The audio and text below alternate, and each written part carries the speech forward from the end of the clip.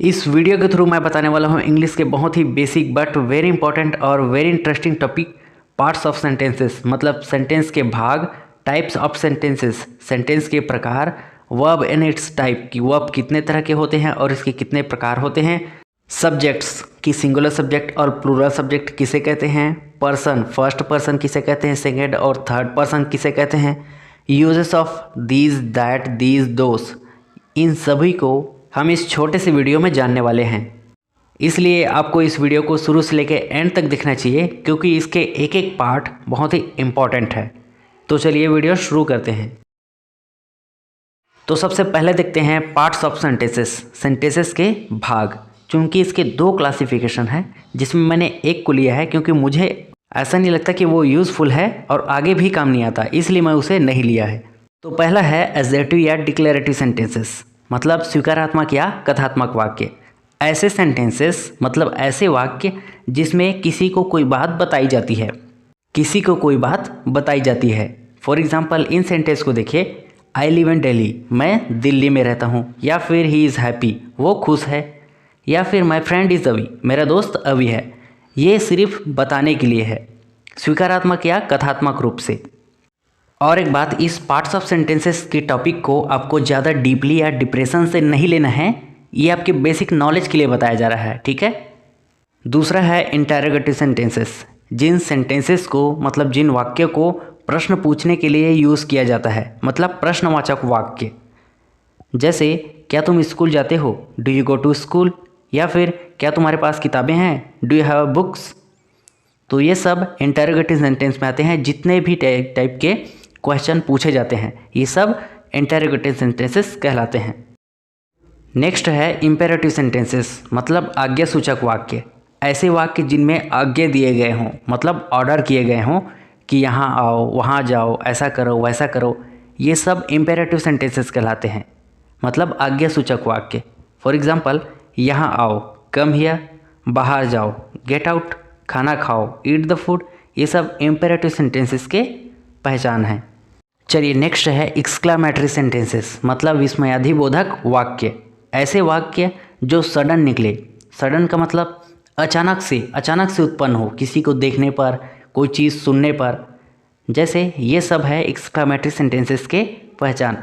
जैसे भगवान आपका भला करे, गॉड ब्लेस यू। जब कोई बूढ़ा व्यक्ति या कोई व्यक्ति किसी के द्वारा कुछ करने से खुश हो जाए तो उसके मन में एक सडन फीलिंग उत्पन्न होती है, मतलब सडन भावनाएं उत्पन्न होती है और उसके मुंह से अचानक से निकल जाता है सडन फीलिंग से कि भगवान आपका भला करे, गॉड ब्लेस यू, इस तरह। तो ये होता है एक्सक्लामेटरी सेंटेंसेस, मतलब विस्मयाधिबोधक वाक्य। और एग्जांपल है वाह बहुत बढ़िया, वाह वंडरफुल, क्या विचार है, व्हाट एन आइडिया। ये सब सडन फीलिंग से निकलते हैं। अगला और आखिरी है ऑप्टेटिव सेंटेंसेस, मतलब इच्छासूचक वाक्य। ऐसे वाक्य जो इच्छा व्यक्त करने के लिए बोले गए हों। जैसे भगवान आपको लंबी उम्र दे, may you live long, may you live long.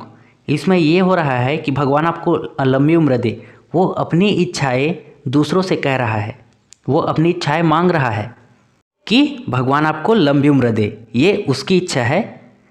अगला है काश मेरे पास कार होता, काश मेरे पास कार होता, I wish I had a car. यहाँ भी एक इच्छा है कि काश मेरे पास कोई कार होता। यहाँ पर भी मैं इच्छा व्यक्त कर रहा हूँ, अपनी इच्छा जाहिर कर रहा हूँ कि काश मेरे पास कार होता। तो ये थे सेंटेंसेस के पार्ट्स, मतलब भाग। पहला था एडजेक्टिव या डिक्लेरेटिव सेंटेंसेस, जिसमें स्वीकारात्मक या कथात्मक वाक्य शामिल होता है। दूसरा इंटरोगेटिव सेंटेंसेस, जिसमें कोई प्रश्न पूछने के लिए किया जाता हो। और तीसरा इंपेरेटिव सेंटेंसेस, जो आज्ञासूचक वाक्य था, जिसमें किसी को कोई ऑर्डर किया जाता है कि ऐसा करो वैसा करो, इस तरह का। और चौथा था एक्सक्लामेटरी सेंटेंसेस, विस्मयाधिबोधक वाक्य, जो सडन फीलिंग्स उत्पन्न होती है, ऐसे वाक्य। और पांचवा है ऑप्टेटिव सेंटेंसेस, मतलब इच्छासूचक वाक्य, जब कोई इच्छा व्यक्त करता है या इच्छा रखता है, किसी चीज़ की चाह रखता है।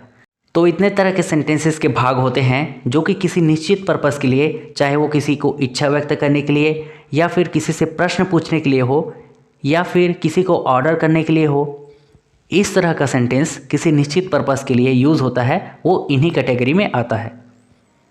तो ये थे पार्ट्स ऑफ सेंटेंसेस मतलब सेंटेंस के भाग। अब देखते हैं टाइप्स ऑफ सेंटेंसेस मतलब सेंटेंस के प्रकार। तो सबसे पहले हम देखेंगे सेंटेंस के टाइप, फिर उसके एग्जाम्पल। तो पहला है अफर्मेटिव सेंटेंसेस मतलब सकारात्मक वाक्य। ऐसे वाक्य जिसमें ना ही कोई प्रश्न पूछा गया हो, ना ही कोई नॉट का यूज़ किया गया हो, मतलब नहीं का यूज़ नहीं किया गया हो, ऐसे वाक्य अफर्मेटिव सेंटेंसेस कहलाते हैं। फॉर एग्जाम्पल है मैं किताब पढ़ रहा हूँ, I am reading book, I am reading book. इस सेंटेंस में देखिए ना ही नॉट का यूज़ हुआ है, मतलब नहीं का यूज़ हुआ ही नहीं है, ना ही कोई प्रश्न पूछा गया हो। तो इस तरह के सेंटेंसेस कहलाते हैं अफर्मेटिव। जैसे अगर मैं कहता वो आता है, वो जाता है, वो खेलेगा, वो नाचेगा, वो गाएगा, वो पढ़ रहा है, वो सो रहा है, इस तरह से कई सारे सेंटेंसेस जिसमें नॉट का यूज़ ना हुआ हो और ना ही कोई प्रश्न पूछा गया हो। दूसरा है नेगेटिव सेंटेंसेस मतलब नकारात्मक वाक्य। ऐसे वाक्य जिसमें नकारात्मक मतलब नॉट का यूज़ हुआ हो, नॉट का यूज़ हुआ हो लेकिन कोई प्रश्न ना पूछा गया हो, ना ही कोई प्रश्न पूछा गया हो, तो ऐसे वाक्य नेगेटिव सेंटेंसेस कहलाते हैं। फॉर एग्जांपल है मैं किताब नहीं पढ़ रहा हूँ, मैं किताब नहीं पढ़ रहा हूँ। I am not reading book, I am not reading book. देखिए इसमें नेगेटिव है तो नॉट लगा है, लेकिन ऐसा नहीं है कि इसमें प्रश्न पूछा गया हो, ठीक है। तो ये है नेगेटिव सेंटेंसेस। जैसे और एग्जांपल है वो नहीं आता, वो नहीं जाता, वो नहीं खेलेगा, वो नहीं पढ़ेगा, वो नहीं नाचेगा, वो नहीं पढ़ा, वो नहीं गाया। इस तरह से कई सारे सेंटेंसेस जो कि नॉट से बनते हैं और नेगेटिव सेंटेंसेस कहलाते हैं। अब नेक्स्ट है इंटेरोगेटिव सेंटेंसेस मतलब प्रश्नवाचक वाक्य। ऐसे वाक्य जिसमें प्रश्न पूछा गया हो, ऐसे वाक्य जिसमें प्रश्न पूछा गया हो मगर उसमें नहीं का यूज़ ना हुआ हो, नॉट का यूज़ ना हुआ हो। जैसे क्या मैं आता हूँ, क्या मैं खाता हूँ, क्या वो पढ़ता है, क्या वो गाता है, क्या वो सोता है, क्या वो देखता है। इस तरह से कई सारे सवाल जो कि प्रश्न पूछे जाने के लिए किए जाते हैं वो इंटेरोगेटिव सेंटेंसेस कहलाते हैं। एग्जाम्पल है क्या मैं किताब पढ़ रहा हूँ, क्या मैं किताब पढ़ रहा हूँ।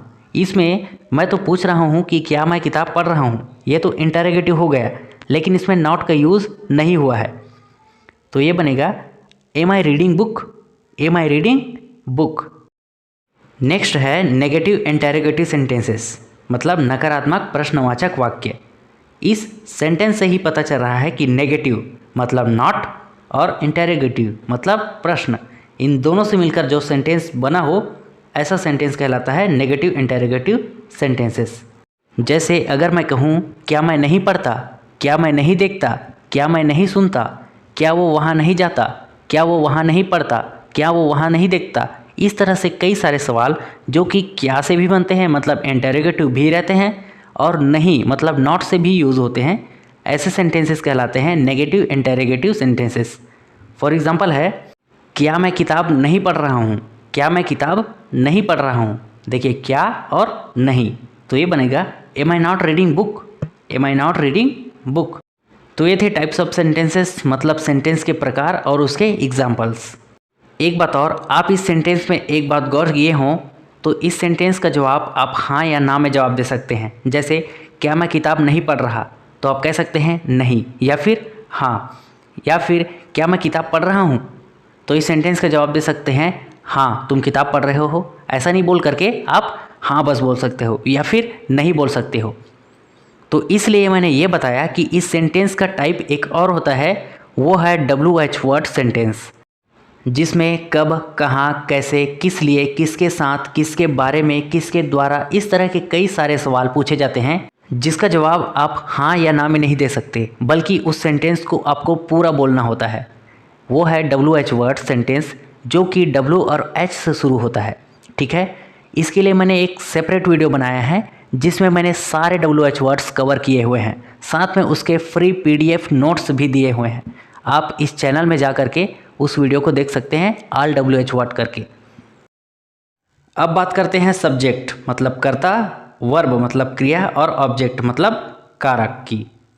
तो सबसे पहले है सब्जेक्ट मतलब कर्ता। किसी सेंटेंस में सब्जेक्ट वो होता है जिसके बारे में बात की जाती है, मतलब जिसके बारे में बात हो रही हो, वो सब्जेक्ट कहलाता है। जैसे अगर मैं कहूँ हवाई जहाज़ उड़ रहा है, हवाई जहाज़ उड़ रहा है, तो यहाँ पर बात हो रही है हवाई जहाज़ की, तो वो सब्जेक्ट है। पेन अच्छा चल रहा है, मतलब पेन अच्छा वर्क कर रहा है, तो बात हो रही है पेन की, तो वो है सब्जेक्ट। पेन है सब्जेक्ट और वो है हवाई जहाज़।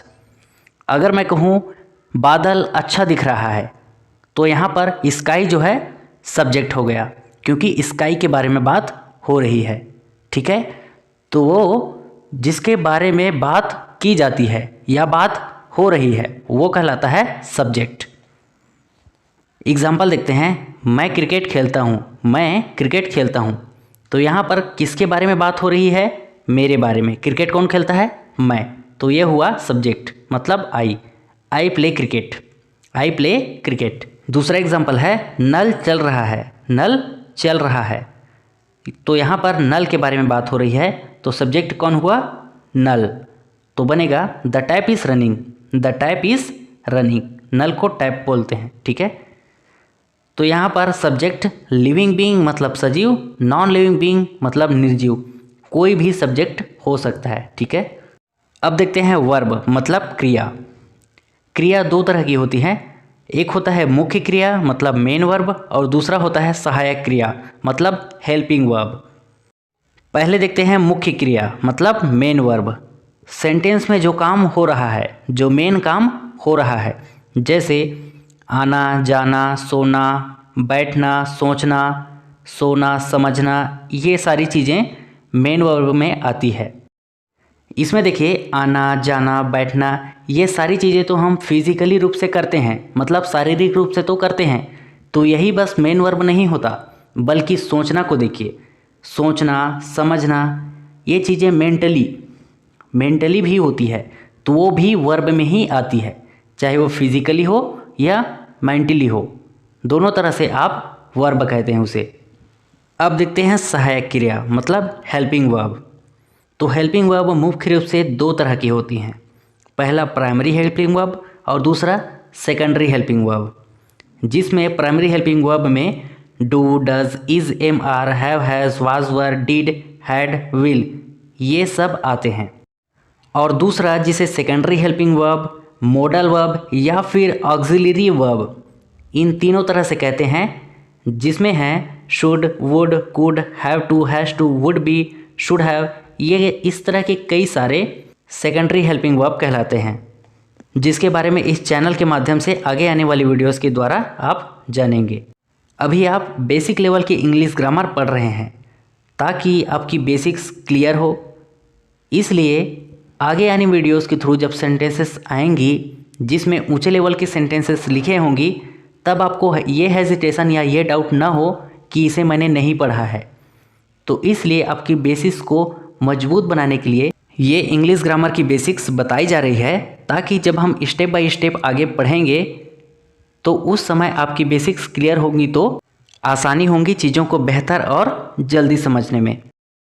अब देखते हैं ऑब्जेक्ट। सेंटेंस में ऑब्जेक्ट किसे कहते हैं? तो ऑब्जेक्ट वो होता है जिस पर सब्जेक्ट का प्रभाव पड़ता है, जिस पर सब्जेक्ट का प्रभाव पड़ता है। जैसे एग्जाम्पल समझते हैं, गीता पेन से लिख रही है, Geeta is writing with pen, Geeta is writing with pen. यहाँ पर गीता एक सब्जेक्ट है जो कि लिख रही है, लिखने का काम कर रही है, लेकिन गीता के द्वारा प्रभाव किस पर पड़ रहा है? पेन पर, तो वो पेन है ऑब्जेक्ट। ठीक है, उसी तरह वह आम खा रहा है, वह आम खा रहा है, he is eating mangoes, he is eating mangoes, तो वो आम खा रहा है, तो वो है सब्जेक्ट, लेकिन वो क्या खा रहा है? आम, जिस पर प्रभाव पड़ रहा है, आम के ऊपर प्रभाव पड़ रहा है, तो वो है ऑब्जेक्ट। तो यहाँ पर आम है ऑब्जेक्ट। अब देखते हैं, नल से पानी बह रहा है, नल से पानी बह रहा है, water is running from the tap, water is running from the tap. यहाँ पर नल की बात हो रही है, तो यहाँ पर सब्जेक्ट है नल, लेकिन प्रभाव किस पर पड़ रहा है? पानी बह रहा है नल से, पानी बह रहा है नल से, तो यहाँ पर पानी जो है वो है ऑब्जेक्ट, क्योंकि पानी पर प्रभाव पड़ रहा है जब वो नल से बह रहा है। तो इस तरह हमने देखा कि सब्जेक्ट मतलब कर्ता, जिसके बारे में बात की जाती है या हो रही है वो कहलाता है सब्जेक्ट, चाहे वो लिविंग बीइंग मतलब सजीव हो या फिर नॉन लिविंग बीइंग या निर्जीव हो। और दूसरा है वर्ब। वर्ब दो तरह के होते हैं, मुख्य क्रिया मेन वर्ब जैसे आना जाना सोना पीना खाना ये सब, और दूसरा सहायक क्रिया मतलब हेल्पिंग वर्ब, जिसमें सहायक क्रिया मतलब हेल्पिंग वर्ब में हमने देखा कि दो तरह के होते हैं। एक तो प्राइमरी हेल्पिंग वर्ब जिसमें do does is am are ये सब आते हैं, और दूसरा सेकेंडरी हेल्पिंग वर्ब जिसे मॉडल वर्ब या फिर ऑक्सिलरी वर्ब इन्हें कहते हैं, शुड वुड कुड हैव ये सब। और तीसरा देखा हमने ऑब्जेक्ट, जिसमें सब्जेक्ट जो काम करता है उस पर उसका प्रभाव पड़ता है, तो वो कहलाता है ऑब्जेक्ट मतलब कारक। आप इसका स्क्रीनशॉट ले सकते हैं, मैंने इसको इसीलिए एक ही स्लाइड में बनाया है और सभी वीडियोस में लगभग इसी तरह से एक ही स्लाइड में ज़्यादा चीज़ें कवर करने की कोशिश करता हूँ ताकि वो उसका स्क्रीनशॉट ले सके और जब चाहे यूज़ करे और अपनी समय की बचत कर सके। अब आगे देखते हैं सब्जेक्ट मतलब कर्ता। अभी हमने देखा कि कर्ता वो होता है जिसके बारे में बात की जाती है या बात हो रही है, लेकिन अभी हम देखेंगे सब्जेक्ट के प्रकार कि कर्ता सेंटेंस में कितने तरह के होते हैं। तो सब्जेक्ट दो तरह के होते हैं, पहला सिंगुलर सब्जेक्ट मतलब एक वचन और प्लूरल सब्जेक्ट मतलब बहुवचन। सिंगुलर सब्जेक्ट उसे कहते हैं जब किसी सेंटेंस में किसी एक व्यक्ति, किसी एक वस्तु या किसी एक स्थान की बात हो रही हो, किसी एक चीज़ की बात हो रही हो किसी सेंटेंस में, तब वहाँ पर यूज़ होता है सिंगुलर सब्जेक्ट। और प्लूरल सब्जेक्ट उसे कहते हैं जब एक से ज़्यादा व्यक्ति, वस्तु या किसी स्थान की बात हो रही हो तब। एग्जाम्पल से समझ आएगा, जैसे अभी हमने कहा था कि नल से पानी बह रहा है, यहाँ पर नल की बात हो रही है जो कि एक है, तो उसे कहेंगे सिंगुलर सब्जेक्ट। लेकिन अगर मैं कहता नलों से पानी बह रहा है, नलों से पानी बह रहा है, तो यहाँ पर नल जो है बहुत सारे हैं, तो यहाँ पर यूज़ क्या होता, प्लूरल सब्जेक्ट मतलब बहुवचन जो कि बहुत सारे हैं, एक से ज़्यादा है, इसलिए प्लूरल सब्जेक्ट। अब आप देखिए सिंगुलर सब्जेक्ट मतलब एक वचन, प्लूरल सब्जेक्ट मतलब बहुवचन। देखिए रवि, कपड़ा, पेंसिल, बिल्डिंग, आँख, ये सब एक वचन मतलब एक चीज़ की बात हो रही है। रवि जो कि एक है, कपड़ा जो कि एक है, पेंसिल जो कि एक है, बिल्डिंग और आँख जो कि एक है, ठीक है। और प्लूरल, अब यहाँ पर देखिए रवि और राजू दो है, कपड़े बहुत सारे हैं, पेंसिलें मतलब बहुत सारी हैं पेंसिलें, बिल्डिंगें मतलब बहुत सारी बिल्डिंगों की बात हो रही है, आँखें बहुत सारी है। तो ये होता है सब्जेक्ट्स के टाइप। सिंगुलर मतलब एक वचन जब कोई एक चीज़, एक वस्तु या एक स्थान की बात होती है, और प्लूरल मतलब बहुवचन जब कोई एक व्यक्ति से ज़्यादा या फिर किसी एक वस्तु या स्थान से ज़्यादा की बात होती है, तब होती है प्लूरल सब्जेक्ट।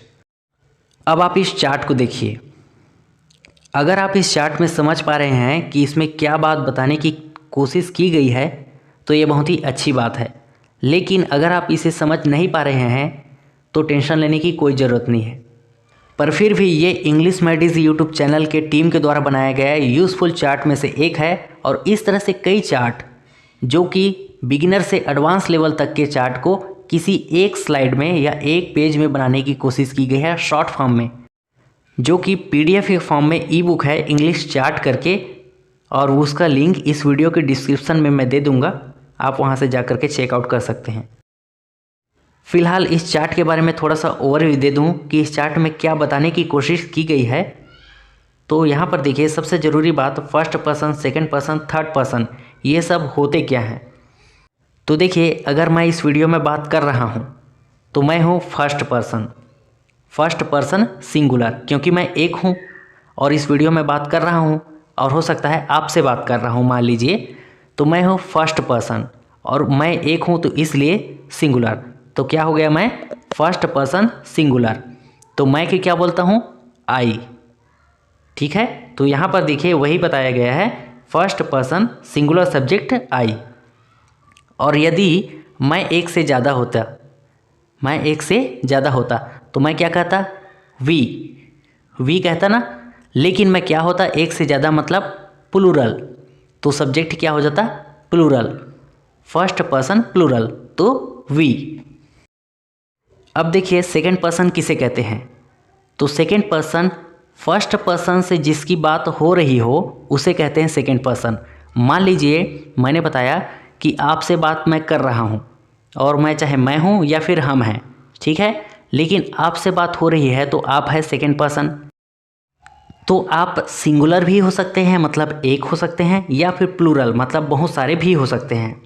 लेकिन सबसे बड़ा ट्विस्ट ये है कि यू मतलब आपको सिंगुलर सब्जेक्ट ट्रीट किया ही नहीं जाता, सीधे plural subject, second person plural subject. हमेशा इंग्लिश में यू को second person plural subject treat किया जाता है, चाहे एक हो चाहे एक से ज़्यादा हो।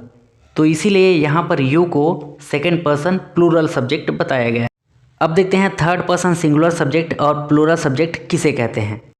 तो जब फर्स्ट पर्सन और सेकंड पर्सन के बीच किसी तीसरे व्यक्ति या वस्तु या स्थान की बात हो रही हो, तो अगर वो एक चीज़ की बात हो रही है तो उसे कहेंगे थर्ड पर्सन सिंगुलर, और यदि फर्स्ट पर्सन और सेकंड पर्सन के बीच किसी एक से ज़्यादा व्यक्ति वस्तु या स्थान की बात की जा रही हो तो उसे कहते हैं थर्ड पर्सन प्लूरल सब्जेक्ट। तो थर्ड पर्सन सिंगुलर सब्जेक्ट में आता है ही, शी, दिस, दैट और इट, और थर्ड पर्सन प्लूरल सब्जेक्ट में आता है दे, दिस, दोस। तो ये था इस चार्ट के बारे में थोड़ा सा ओवरव्यू। हो सकता है आपको थोड़ा सा समझ आया हो सकता है आपको नहीं आया हो, लेकिन टाइम के अकॉर्डिंग आपको हर चीज़ आसानी से समझ आने लगेंगी अगर आप शुरू से मेहनत करना शुरू कर दें तो। अब देखते हैं दिस, दैट, दिस, दोस का यूज़ कब होता है और किस सिचुएशन में होता है। तो सबसे पहला है दिस। दिस का मतलब यह या ये। जब कोई चीज़ एक चीज़ हो और पास में हो तब उसे कहते हैं दिस, और जब कोई चीज़ एक चीज़ हो और दूर हो तो उसे कहते हैं दैट, और जब कोई चीज़ पास हो और बहुत सारी हो तो उसे कहेंगे दीज, और जब कोई चीज़ बहुत सारी हो और दूर हो तो उसे कहेंगे दोस। इन सभी का मतलब यह, ये, वह, वो, ये सब होता है। इसे समझने का सबसे आसान तरीका बताता हूँ। मान लीजिए ये आप हैं, ये कौन है आप, और अगर आपके पास ये है एक बॉल और पास में है, और अगर आपके ये हाथ में भी होता तब भी आप कहते this is a ball, this is a ball, ठीक है, पास में है और एक है। अब ये देखिए ये है दैट, क्योंकि दूर में है और एक चीज़ हो, दूर में और एक चीज़, तो वो कहलाता है दैट, ठीक है। अब देखिए दीज, अगर कोई चीज़ एक से ज़्यादा हो और पास में हो, चाहे हाथ में हो चाहे आसपास रखी हो और पास में हो, तो उसे कहते हैं दीज। तो आप इसे कहते these are balls, these are balls. लेकिन अगर कोई चीज़ दूर में हो, एक से ज़्यादा हो और दूर में हो, जैसे ये है, तो उसे कहेंगे दोज। तो आप इसे कहते those are balls, those are balls, जबकि this is a ball, this is a ball, और इसे that is a ball, that is a ball. और एक बात, ये सारी चीज़ें मैंने तो एक ही एग्जांपल बॉल से ही बता दिया कि इसे दिस कहना है, दैट कहना है, दोस्त कहना है, ये सब। अगर ये चीज़ें बॉल के अलावा कोई भी चीज़ हो, कुछ भी, और अगर सेम कंडीशन में हो, अगर पास में हो और एक हो तो दिस, पास में हो और एक से ज़्यादा हो तो दीज, पास में हो दूर में हो और एक से ज़्यादा हो तो दोस, और दूर में है और सिर्फ एक हो तो दैट, चाहे वो कोई भी चीज़ हो, सजीव या निर्जीव, कोई भी हो, ठीक है। तो ये था आज का हमारा बेसिक इंग्लिश का टॉपिक, जो कि बहुत ही इम्पॉर्टेंट भी था। उम्मीद है कि वीडियो आपको पसंद आई होगी। वीडियो पसंद आया तो वीडियो को लाइक करना, शेयर जरूर करना अपनी किसी एक फ्रेंड के साथ। तब तक के लिए मिलते हैं किसी नए वीडियो में नए टॉपिक के साथ। तब तक के लिए टेक केयर, गुड बाय।